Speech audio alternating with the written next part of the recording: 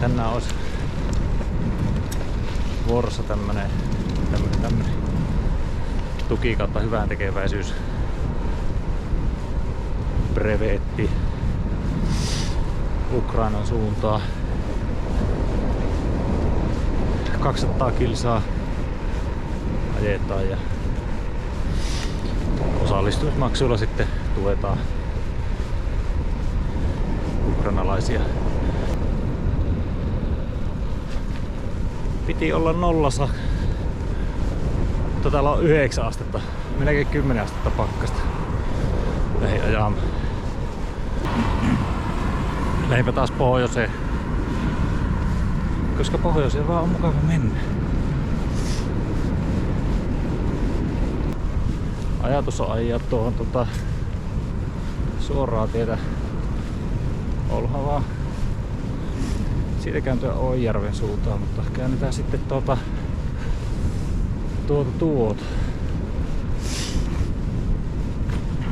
Soraatielle siitä heti kohta ja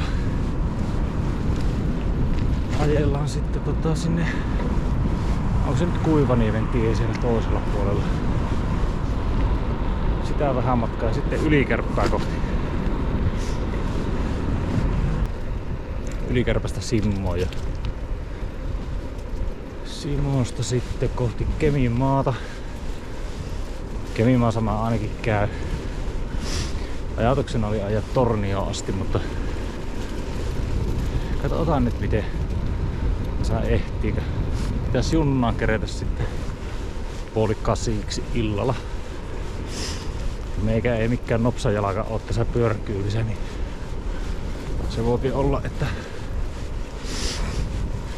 käyn Keminmaassa takaisinpäin. Sen näkee sitten.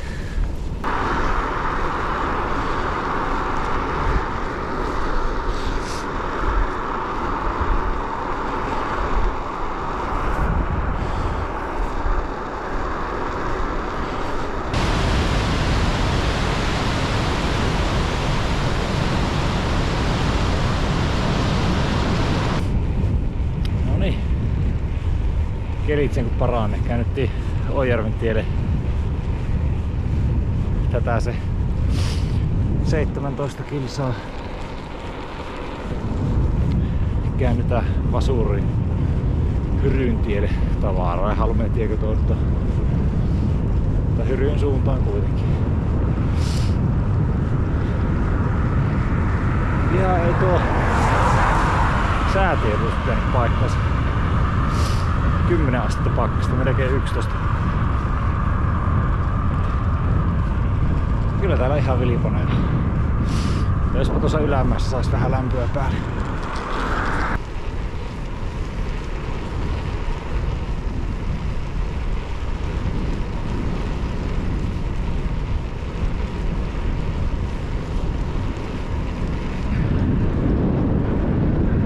Täällä onkin 12 astetta pakkasta. Kukapas arvannut, että kun mennään pohjoiseen päin, niin kelit kylmenee. Jospa se tuo jaffali tuolta kohta vähän lämmittäisi. En tiedä, tuskin.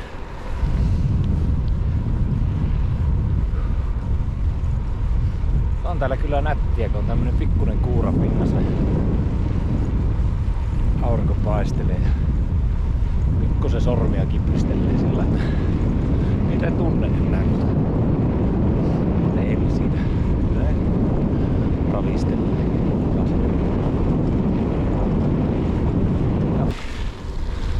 Oli se Vaarainhalmeen tie, mutta Hyryisenä Kuivaajan tielle.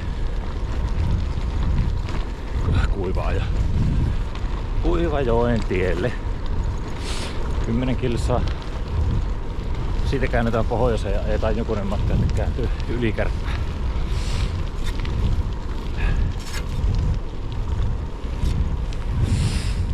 Eiköhän tää tästä taas pikkuhiljaa lähe.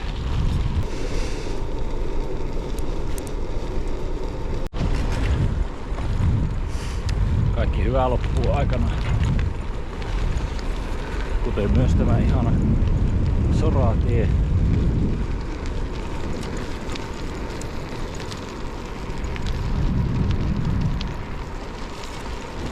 Joo, valitettavasti myös tämä ihana haju, joka tämän tilan seurauksena tulee, mutta oho, ei se haittaa.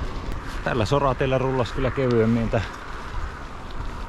tässä pikitiellä, mutta nyt lähdetään tänne.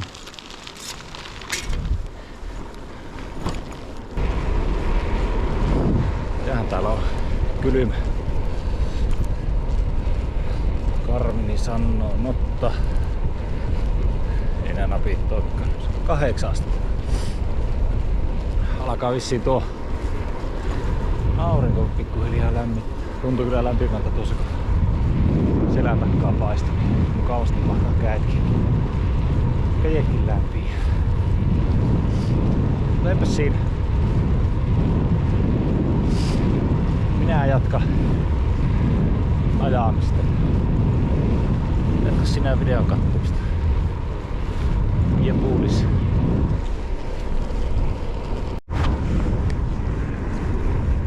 Noniin. Ollaan hetki tultu jo tätä Ylikärvän tietä. Tullaan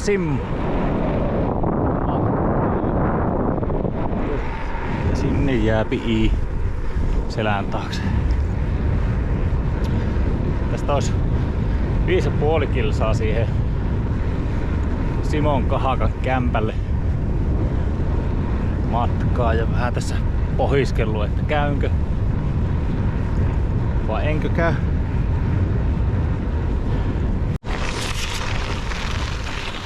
Noniin. Jääkärikämpällä käväsi mutka. Päätin tuossa risteyksessä, että no pakkohan se on mennä katsomaan. Tänne asti jo ajan. Ja koska se oli piirretty reitti. Eikä tosta risteyksestä ollut mitään kilometri puolitoista. Tätä on semmoista oikein hyvää kulutusta soraatiota.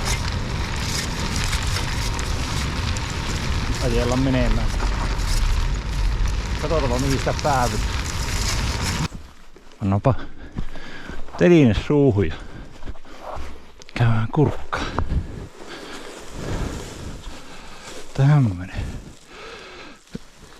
Tämmönen messa täällä.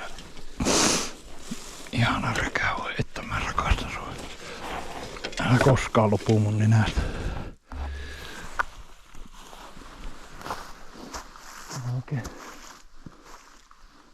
Lippusahat.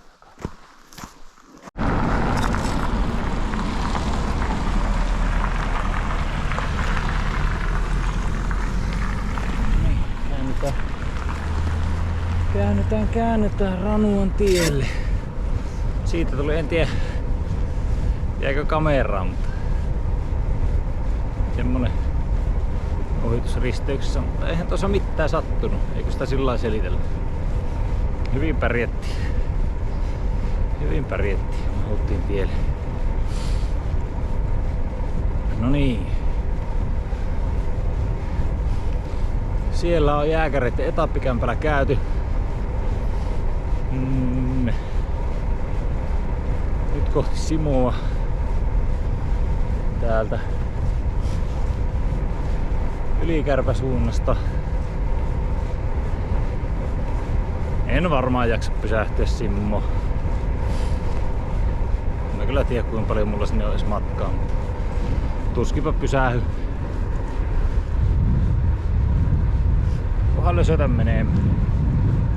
Otetaan nyt ainakin se, jos ajelis Kemiin maahan, että vieläkö ehtii lähteä sinne Tornioon, mutta tällä lösötysvauhdilla ei kyllä kerkiä.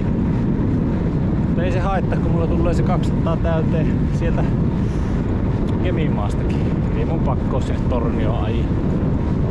On se kivaa ollut, mutta joku roti tässäkin hommassa. 40 kilsaa Simmoa. Jihuu. Nopeaperän leirintäalue tulee tuossa kohta vastaan. Me ei mennä sinne. Meillä on heppoja kyllä.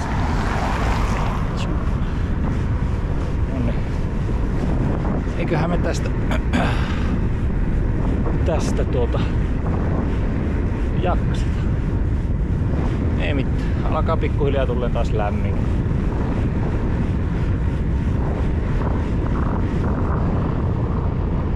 Ei oo ennen kuin pari astetta pakkasta. Ehkä vähän liikaa vaatetta, mutta ei lämmin luutariko. Niin joo, hei, semmonen tuli mieleen.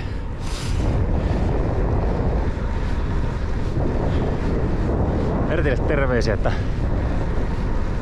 mietit ruskassa sitä, että mikä se on se pyöräilijä pahin vihollinen, niin on kyllä samaa mieltä siitä, että aika tai kiire on pahin vihollinen. Siitä ei kyllä tykkää kukaan ja ei pitäisi olla kiirettä. Säkin olisi ollut niin mukava käydä koukkimassa joka paikka läpi, mutta ei kerki. Mutta kyllä mä nostaisin sinne top 3, niin räkä. Oi hyvänen aika.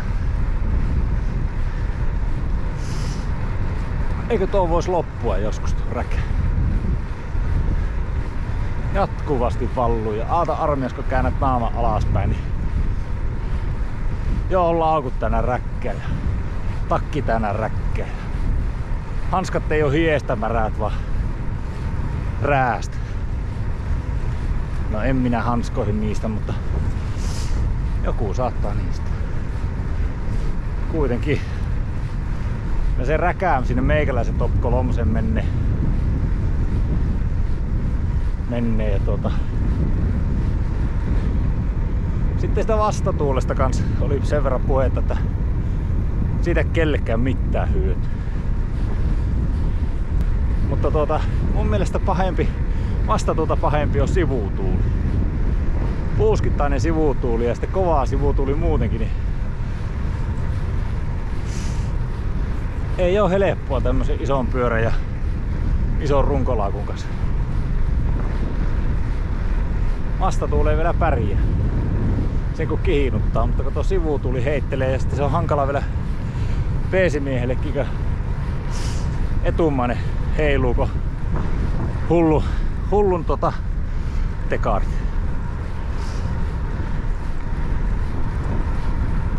Semmosta. Eikä mulla muuta. On sanottu, että pitkän matkan pyöräilijän tärkeitä taitoja on pystyä syömään ajoaikana.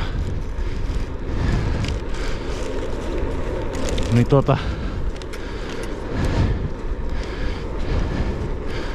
mulla tässä tämmönen vispipuuro. Kun alkas olla vähän nälkä, niin lähtisiköhän tää auki tässä ajuus. Tee hitto, tää on pantu kiinni. Noin ja se on siinä ja vähän reunempaan, kun tulee rekka vastaan, niin se on vähän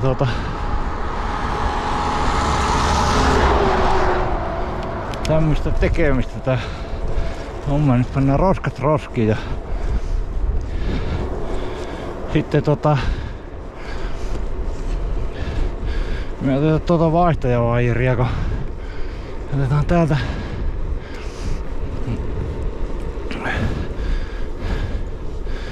lusikka, taittolusikka. Sitten laitetaan tarjoilu tuohon ja aletaan syömään. Saataisiko me tuo kamera jotenkin asemoitua siihen ja sieltä sitten lähdetään pistelemään. Näin. Aivan hyvä. Näin. Lähellä.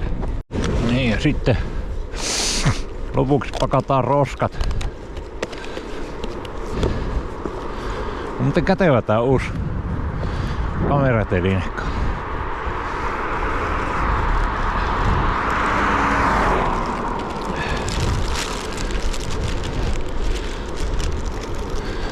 Toimii näin hyvin. Saa molemmat kädet vappaksi. Noin. Siellä on roskat nyt. Ottaa roskista ja sitten jäädäänkin ruoka. Näin. Kiitos. Joo. Tähän sitä sanoisin.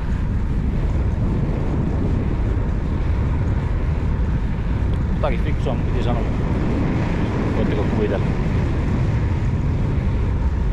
En minäkään.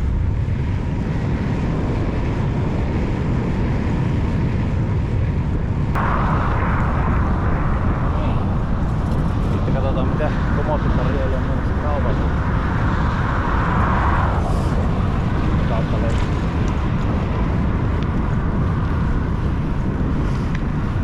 Vähän ehkä alkaisi jalat kaipaa sen maakontaktia välillä. Ja mulla on tosiaan nuo 206 pulloa, niin mulla on siellä semmoset 0,5 kilon jääkimpalit mukana. Ne jääty sen ensimmäisen 10 kilsan aikana, että ihan hirveänä ei oo juomista ollut tällä reissulla. Senkin puolesta olisi kiva päästä kauppaan. Jos käy hakea vähän juomista. Katsotaanpa. Pitää laittaa kamera pois, kun on niin liukasta. No niin, viimeinen 40 kilsaa lähtisi tästä. Simossa on pietty juomataukoja. Pitäis sitten ajella Keminmaahan.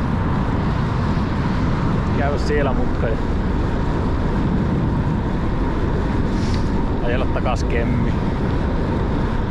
Ei aika anna myöten Tornioon asti.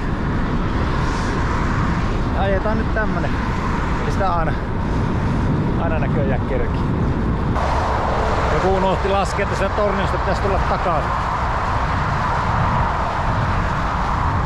Tommonen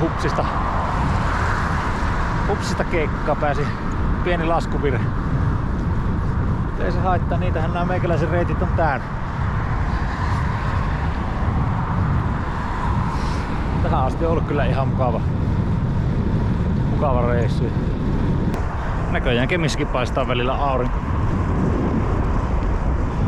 Tää kuitenkin Perämeren Monaco.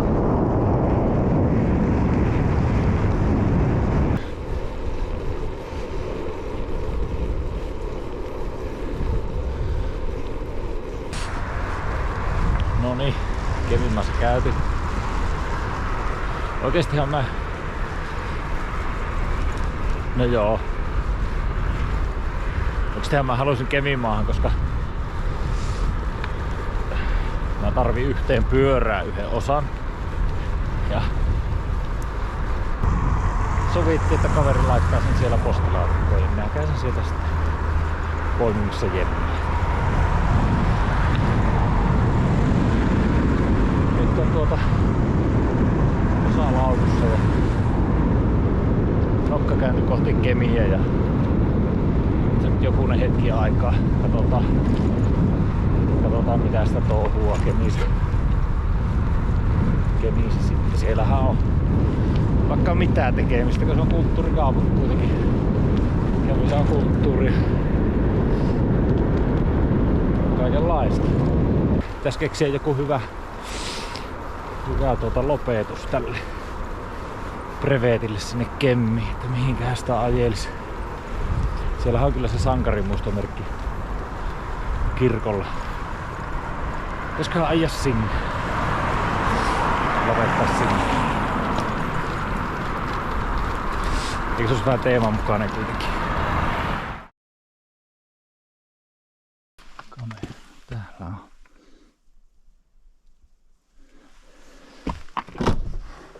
Tännehän olisi ollut makia ruskan aikaa tulla. Oho, laittaa